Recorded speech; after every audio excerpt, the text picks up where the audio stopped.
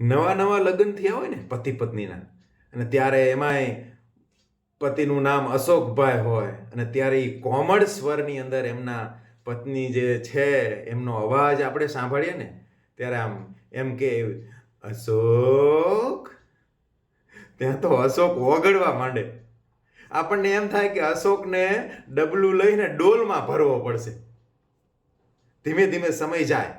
3 વર્ષ પછી અશોક, ત્યાં તો અશોક બેઠો હોય ને અહીંયા હલબલી જાય.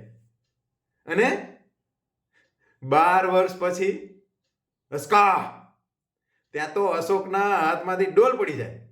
અને પછી આ અઘરી 80 વર્ષની ડોસી થાય ને ત્યારે એ રેશન લેવા જાય ત્યારે એની શું પરિસ્થિતિ હોય છે અને કેવા તુક્કા લગાવે છે ને એ જોઈએ આ નાનકડા નાટક દ્વારા.